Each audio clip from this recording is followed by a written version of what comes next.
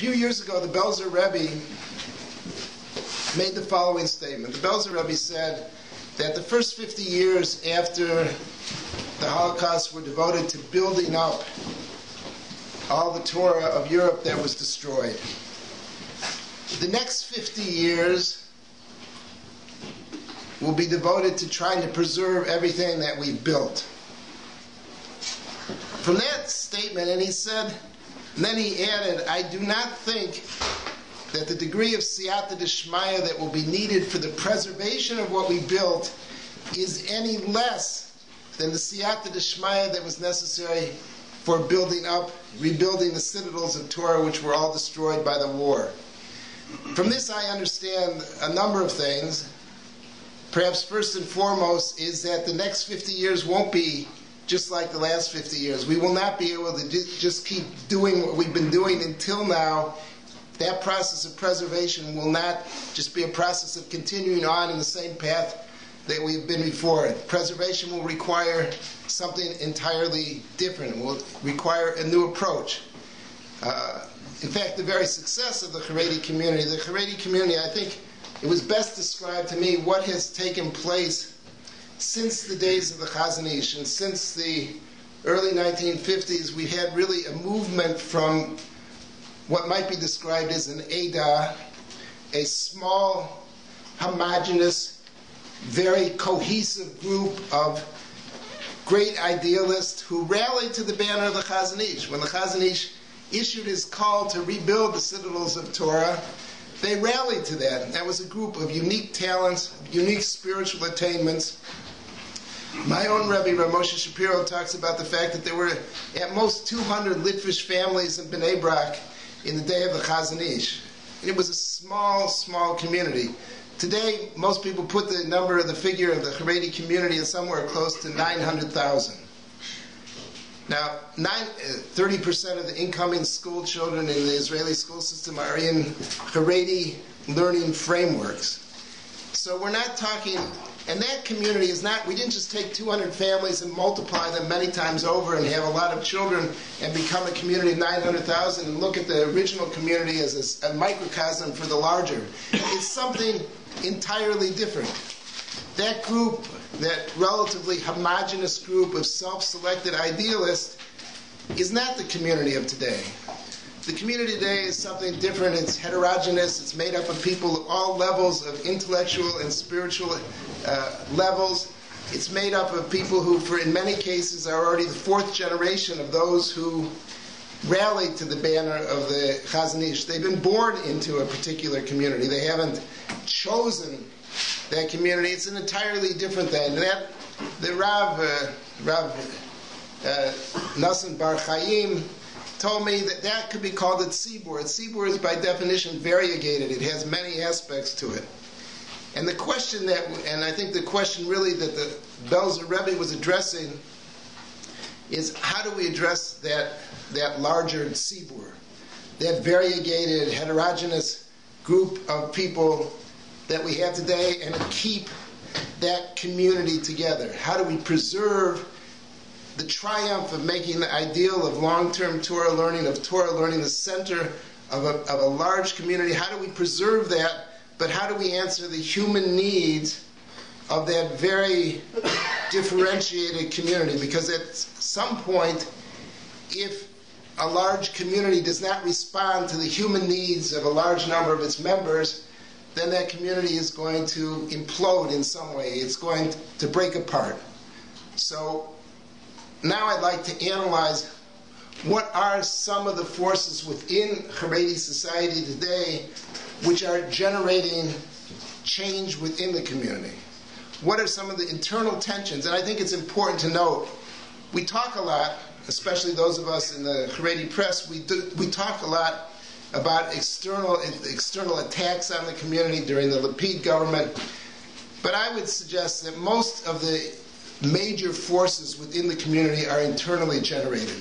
They are internally generated tensions. No community ever stands still. It's impossible to ever say, we've reached perfection and now let's stop the world. Communities every society has a pendular motion where you're swinging back and forth between different poles, and Chareidi society is no exception to that rule. You can't just stop time and freeze it at a particular point in time. The most obvious force generating change, of course, is economic. Herbert Stein, who I think was the head of the President's Council of Economic Advisors, once said, trends that can't continue forever won't. Meaning that if the money's run out, many people, some sooner, some later, will do something about it. The money has largely run out. And I'm not talking about a life of simplicity. I'm not talking about even living like Rabbi Leib Steinman lives in this most simple imaginable apartment on 5 Chazon Ish Street. I'm talking about living without being able to address basic health, food, educational fees, and so forth for one's children, much less if there would be a major medical crisis. Living beyond the edge. You have to know that hovel on Chazon Ish Street would today undoubtedly cost a couple $100,000. So it's even to talk about living at the simplest possible level is beyond it's not easily attainable. And then we haven't even gotten to the question of how do you purchase apartments for your children. Make a simple calculation that basically the cheapest apartment you can get in the Jerusalem area runs between $250,000 and $300,000. If you've got 8 children, let's say half are girls and half are boys, and you're splitting it with your michutanim, it still comes to the matzav tov. You've got to come up with $1 million. If your kollel salary on 1,000 shekels a month, it's going to be very hard to feed your family and save $1 million over the course of 20 years as your children are growing up. Money is simply a big problem. And the younger generation, particularly, is responding to economic pressures. Many do not wish to emulate the life of their parents. Their parents may have been closer to that original generation of idealists. I have an office next to one young man. His father's one of the leading poskim of Yerushalayim. His father is a graduate of MIT, mother's a graduate of MIT, who came and attached himself to Rabbi Eliashiv and became somebody who, if he walks into the Mir Yeshiva, you'll watch, and there'll be 200 people who will run to him to talk to him and talk to him in Psak Halacha. This young man was raised in a house of 12 kids and about 40 square meters in Masharim. He doesn't want it for himself, and there are a lot of those like him. So that's just an example of you can't expect, just because the parents could do it. Rabbi Chil Jacobson, who used to give shirim on parenting, used to say it's oftentimes with incredible mysterious nefesh of the parents, but all the children hear is fighting about money. They don't see the mysterious nefesh, they hear the fighting about money. So that's one internal tension that exists, and and in some ways it's a consequence of our success that so many have stayed for so long and with such mysterious nefesh to Torah learning. But that's not the only source. Everybody talks about it as if it were the only source generating changes in the community. It's not. Another one is what Rav Asher Weiss said to me 2 weeks ago. It is a denial of human nature to believe that everybody can be fit into one social model, that there's ever a time that one social model fits all. And if you tell a young son, I have 7 of them, so I've been through this parsha. You have 7 sons. If you have a son who's maybe got through Elam Mitzias, but now he's struggling in a mafkid, and he asks you what he's going to do with his life, what is he going to be when he grows up? If the only answer that you can give him is that you're going to be a kol yungoman, then immediately he senses that he's trapped. The system has trapped him. He'll never have any kavod. You can't take away kavod from a person and expect them to flourish. Every human being needs a sense of kavod. Everybody needs a sense that they can achieve and that they're not someplace down on the hierarchy. It's crucial that we not leave our children in the sense that they feel the system has trapped them and trapped them in a place where they'll be at the bottom of the totem pole and never have a chance to excel in any respect. And that's a second, and it's a major, major source of tension. Many people, and many of you, I'm sure in this room, know this, that sometimes people who love learning, who make it the center of their day, who get up early in the morning and learn late at night, and it's precisely because they're not in an environment that's the only thing that they can do. The learning is something that's freely chosen. The learning is something that is the center of their lives, but it's not the only thing that they do, and therefore it's not the only way that they can express themselves as human beings. So that's a second major tension. How do you create a society in which everybody can feel a sense of covetous, a sense of worth, a sense of achievement? The Hasidic world is obviously much better in this respect. As Rav Asher Weiss told us, he said, in the Hasidic world, if you're not the top learner, you can still be the Rebbe's Gabbai. If you're not the Rebbe's Gabbai, you could be the best dancer at Chasanas. People will find a place. The circle includes everybody. A third source of change within the community is simply the women's roles. That, to some extent, there is a conflict, there can be a potential conflict in Torah values between long-term learning for the man and a woman's role as the keres habayis, as the foundation of the house. At some point, not every woman, there are women who are superwomen, but you can't build a society on the assumption that every woman is a superwoman who can be the primary mefarnes of the family, mefarneset of the family, and at the same time give her children everything that they need, because no father can replace a mother. Fathers do not become mothers. They can't provide. There are certain things that only a mother can provide. And as Rebbetzin Fegi Twersky has said, she said this once at a Torah Masorah convention, it's a little much to expect the woman to be the primary breadwinner, to expect her to be the primary source of succor for her children. You also want a wife? You're demanding too much. This is another source of tension, and it's a tension within Torah values, the value of long-term learning and the woman's traditional role. A fourth generator of change in the society is that there's a desire. We're no longer in the situation of the early 50s where there was so much animosity and so much attacks, and we were coming after the Yeldei Tehran, where the Jewish agency deliberately were ma'avir children aladas. We're no longer, many of the generation growing up today no longer sense themselves to be in that situation. We saw this, there are many who want to be a bigger part of society, who want to take achrayut, want to take responsibility, want to take Torah out to the larger world. In other words, there are some Hirschians amongst us. Traditionally, Chareidi society has been very self-enclosed and very insular in the sense that anytime we come in contact with anybody on the outside, we're going to be negatively affected. But there is another view, there was a Hirschian view, which is that when they should be scared of us, not that we should be terrified of them, they should be scared of us. What if we would go out there and actually meet them? We have something very powerful, something much more powerful than them. There are many who feel that sense of responsibility. There was not massive, but there was a substantial enlistment during the 2014 Gaza war of those who asked themselves the question, okay, I believe my Torah learning is protective. I believe Torah is magen umatzu. I believe that. Am I learning at a level where I can claim that exemption? Am I putting in hours in the yeshiva? Am I spending this? Am I being Moser Nefesh in the same way a soldier is in the field? Can I say my learning is doing that?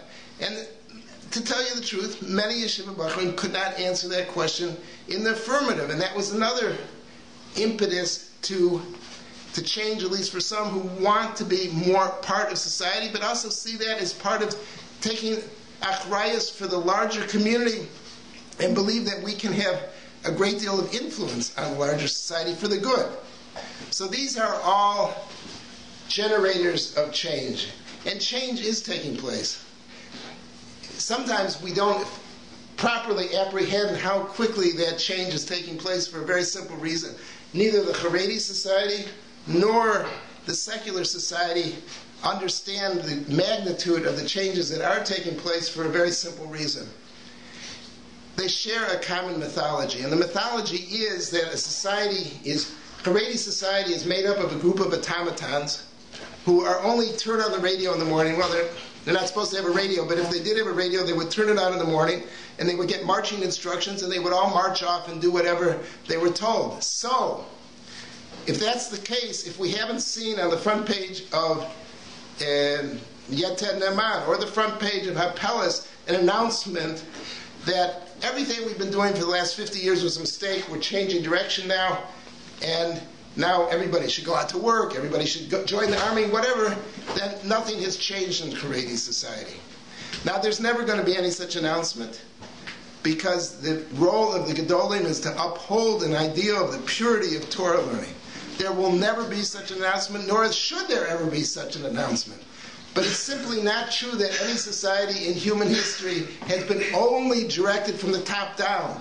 That's a totalitarian society. People also make decisions from the bottom up. People vote with their feet. People who can't support their families, people who don't have food on the table, act. People who feel that they have to do something, people who feel that they're trapped, people who would like to learn in Kollel 3 hours in the morning, but would like to be mefarnes their families, will act. Not everybody will stay stationary, and not everybody will be too intimidated to act. And society's changed from the bottom up. Over the last 10 years, there are now 10,000 Chareidi, more women than men, but both men and women in degree-granting programs, academic degree-granting programs. The problem that used to exist, that it was too expensive, and if you gave up your kollel stipend, and then you had to pay for your education and do away with the stipend, largely taken care of through organizations like Kemach, Leo Noy in London, Dov Freeberg from Toronto. These have had a major impact of people, and many of these guys are still, many of the guys who are getting academic degrees are doing it at 2 and 3 in the morning through the Open University, and they're still learning in kollel. So it's not, people are changing. I just met today an old friend of mine from Yeshiva. I saw him today, and it was his father-in-law, Avram Fus, who created the Merkaz Chareidi LeTechnologia about over 20 years ago. Now, for a long time, there was about 400 students per year. Then there was a spurt over 4 years where it went from 400 to about 1,800 students a year. And these are not Mickey Mouse courses. These are serious courses, structural engineering, architecture. I remember when I went in there to write about it, I met a Motz in the Ger community who was taking the architectural program, and he said he's often going for 48 hours at a time to complete his work and then still be in kollel at the same time. In architecture, structural engineering, computer programming. We've seen this among the women. 15 years ago, there was one profession, maybe two. There was teaching in the Beis Yaakov system, and then there was special education. And that was about those were almost the entire options that were before the women. And the teaching in the Beis Yaakov was almost exclusively confined to, you had to be from a miyuchas family. These were passed down from door to door. When I think of my own daughter-in-laws, I have an accountant, a speech therapist, an architect, a daughter who's the head of a computer department at Bank Discount, and v'chuli. I mean, the opportunities have expanded and they're being taken advantage of. This is a massive change. This is not a small change. It's a massive change. So all these things are taking place because we're waiting for the front page. I have a speech where I ask, our Gadol biographies good for us? And one of the problems with the Gadol biographies is they give us a misconception of Jewish history, as if it was only a function of unique personalities in each generation who saw the problems and did everything. It makes us too passive, because that's not how societies function. It never was and it never will be that it's exclusively the Gedolim. Oftentimes, the Gedolim are what give direction, which keep things from getting out of hand, which set the limits and the boundaries. I mean, you see it in Rav Chaskel Sarna, there was a Rosh Yeshiva of Hebron Yeshiva, once at a speech of Rabbanim, and a group of Rabbanim said, you know, you all think that your ancestors were the greatest figure of the 20th century, the most important Rab, the greatest Talmid Chacham. The Jew who made the biggest impact in the 20th century was none of your ancestors. He never learned a Daf Gemara. It was Sarah Schneerer. Now, Sarah Schneerer would not have been able to create the Beis Yaakov movement without the approbation of the Chavetz Chaim and the Ger Rebbe. But she was the Balat Yuzma. She was the one who brought this forward. She was the one who created the idea, who saw the need. As she describes it, or Dr. Grunwald, her assistant principal, describes it, she was the one who saw that when the fathers in Krakow went off to Alexander and Ger during the Yomim Noraim, that their daughters were outside reading cheap novels. They weren't in davening, they were reading cheap novels. The fathers and brothers came home all elated from their time there. They didn't know what was going on with their daughters. She saw a need that others did not see, couldn't have seen. And she did something. So change is not exclusively from above.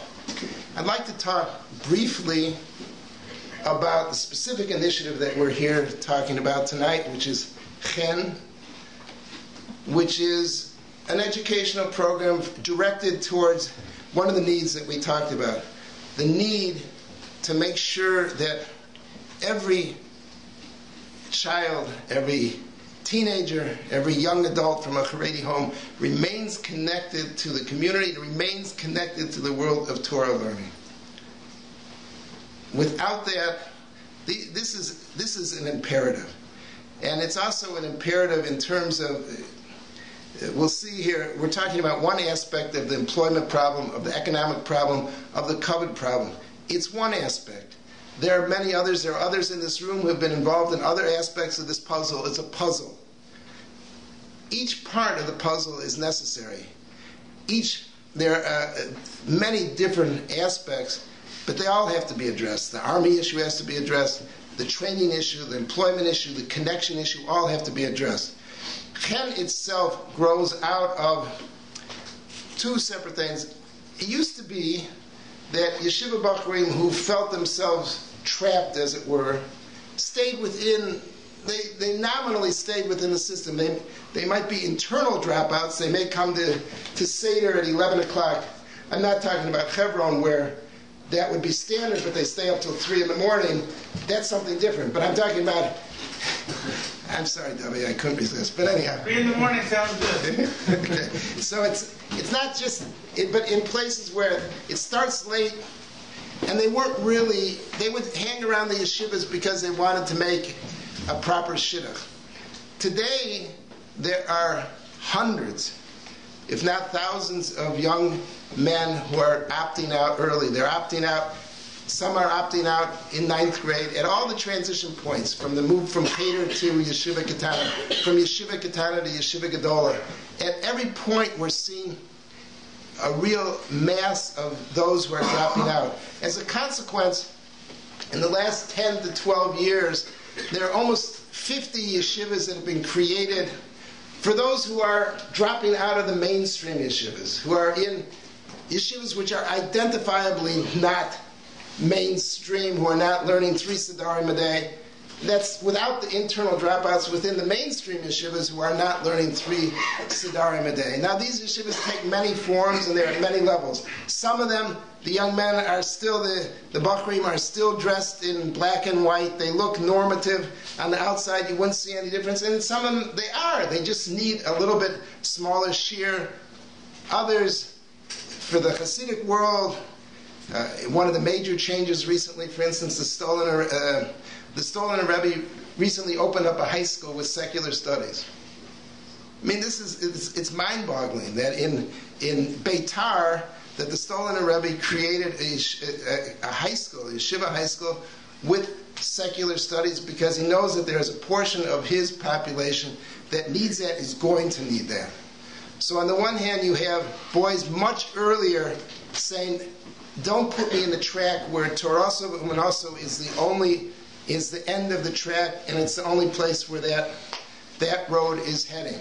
And this proliferation of 50 such yeshivas, some for Sephardic bochurim, some for Hasidic bochurim, some for those who just need more smaller classes, and some which are tipuli because the emotional cost by the time they get there, the emotional toll that's been exacted by always feeling themselves to be at the bottom of the totem pole has already exacted its toll, and something more individual and with a lot of more psychological and educational components and psychological and emotional components has to be provided. They take many forms. That's one part of CHEIN, the proliferation of these yeshivas. Another one is the program that I mentioned briefly at the beginning that Rabbi Yisrael designed for the joint, which is a vocational education program. It's a vocational education program, sometimes math, English, or those are almost the necessary component for anything that goes after, is you're going to have to get math and English at some point. That goes with it. Some of them are just preparation for a world that's a little bit, how do you prepare for the workplace? What does it mean? What is expected in the workplace that is different than what's the expectations that you've had to face so far in a yeshiva? Some are design courses with particular professions, trades that are being taught. The problem then is, okay, the joint is supplying the vocational education, but the joint isn't a yeshiva. The joint isn't a religious organization. The joint's primary concern is not that bochurim remain attached to the community. The joint's concern is not that bochurim remain part of the community. They'd be happy to provide the vocational education except to the extent that they recognize that if a bocher is cut off from his family, if he's cut off from the community that he grew up in, then it's unlikely that he's going to maximize his potential. His human capital has diminished, and his ability, even in terms of the vocational realm, is accordingly diminished. But that's not the joint's business. On the other hand, the yeshivas, this group of yeshivas, which may have bochurim in them who are going to vocational education, some of whom are just working one seder a day. All of them are a much more flexible schedule. That's what makes them non-mainstream, is that the schedule is more flexible, and the bochurim are rarely engaged in 3 sedorim a day of learning. Those yeshivas have a major problem sustaining themselves. They have no prestige. They have no name. The Rosh Yeshiva is unknown. They have no alumni base. They're usually small. They face a problem that their staff to students, not like in Hebron where you can have one Rebbe for 150 bochurim in a shir, or 2 Rebbes for a shir. The shirim have to be smaller. Their expenses are greater. The financial pressures are greater. They have no economies of scale because most of them are small, and yet they have no ability to raise funds. So they're all wobbling.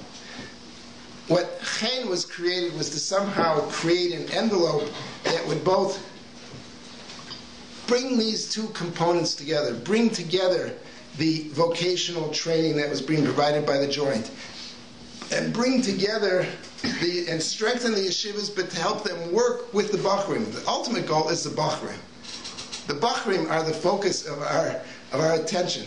How do we ensure that they succeed in whatever other training they're getting? How do we ensure that they remain part of a community and that the yeshivas in which they're enrolled remain strong enough and are sustained, don't fall apart, don't collapse, can provide some kind of minimal living situation that bochurim are willing to go there and so forth. All these are part of the puzzle. And the idea that Rabbi Yisrael primarily came up with is that a program which would create within each yeshiva, subsidizing on a per capita basis the students who were involved in outside training, that they should at the same time be mentored by a member of that yeshiva to help allay part of the cost of the salaries, and at the same time have them be always accompanied by somebody who knows the world into which they're entering, or has been trained to know something about the world into which they're entering, who will supervise and make sure that they're attending the classes that they're supposed to be attending when they're not in the yeshiva, that they're doing something productive when they're not in the yeshiva, who when they finish with the yeshiva and go into the workplace, or go into Shirut Ezrachi, into national service, or go into the army, because the army is desperate manpower from the Chareidi world. Whatever place that they go, that they have somebody that they feel connected to a yeshiva. They feel a place like Yosef in Mitzrayim, that the Diukono Shel Yaakov was in front of them, that they are connected to a Rebbe, connected to the yeshiva, that they feel themselves to still be B'nai Torah, that they feel themselves to be part of the community.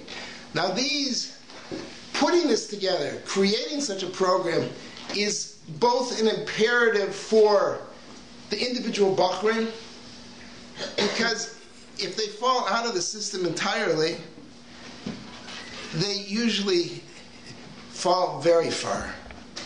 Very far. They have to fall very far before they can even start to come back again. It's an imperative for the community, because as the number of such bochurim multiply, it takes its toll on every family. You have a situation, she'ein mishpacha she'ein bo meis. You have ein bais she'ein bo meis. And the tensions that creates, the more who fall out of the system entirely, part of their problem is they felt themselves never to be accepted, to never be given any kavod. The street is very accepting.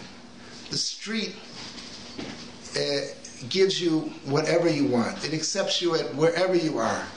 And the more that these types of bochurim multiply, they become a magnet for others who feel themselves to have somehow fallen out of the system. And that exacts a horrible cost on a community.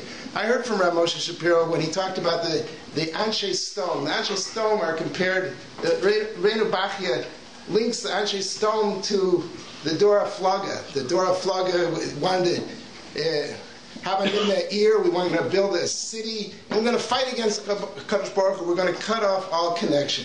In Stom, they had the same midah. It says the Anshe ear, Anshe Stom. So the Rebbeinu Bachia says the ear connects these two generations. Says Anshe Stom thought everybody has to be independent. Everybody has to make it on their own. You can't be a giver, and you can't take from anybody, and you can't give to anybody.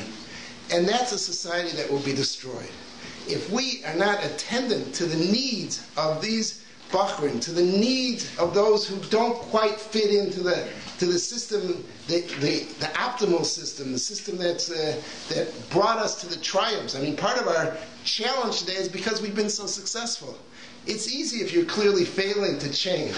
It's harder to recognize the internal tensions when the flowering of the yeshivas, the number of chasanas and the number of brisos that you can go to, it seems like all we do is grow and get bigger and stronger, and to somehow to ignore the problems, the cracks that are developing in the foundations. But that's if we don't do that, we will end up blowing ourselves apart. As the son of a major Rosh Hashiva told us last week in Lakewood, you can see the volcanoes. You can already see the smoke coming. You can see the smoke coming. The lava hasn't appeared, but the smoke is there. The smoke is there. And finally, this is a national imperative. It's a national imperative that these problems be addressed for the state of Israel. The Chareidi community is now is 15% of the population, 30% of the incoming school children. Labor force participation is one of the major determinants of the success of a particular economy. The country will just not support a large non-participatory, the labor force is not there. The army, you always used to say, and perhaps it was true, army didn't really want us. It doesn't really need Charedim. It doesn't want us. Maybe that was true when we were 6% of the draft cohort. It's not true when we're 30% of the draft cohort. It destroys the morale. It's not going to be that other people are going to go and do mandatory service and 50% will and 50% won't. That's not going to work. The army does need us. They don't necessarily, and they know they need us. And that's why they've been so open. I mean, one of the things that Rabbi Yisrael has done is that within the number of yeshivas that we're dealing with is one that styles itself as a Chareidi Hesder yeshiva. But the army was willing to agree that the bochurim who are in this program, who are in Modi'in, who are in an elite intelligence unit, don't sleep on base. They're not separated from the yeshivas. They come back to the yeshivas at night. They're in a fully segregated environment during the day, and they come back to the yeshivas at night. The army is willing to deal because they have crucial manpower needs. And they want to work with the community. This is just another aspect. This is a national imperative too. It's not just for the Chareidi community, it's not just for the individual bochurim, it's for the whole country as a whole, because we face a lot of enemies around there, and most Chareidim today have a sense that we're in this together. You got an Iranian nuclear bomb, we're all in it together. It's not going to distinguish between Chareidim and national religious and secular.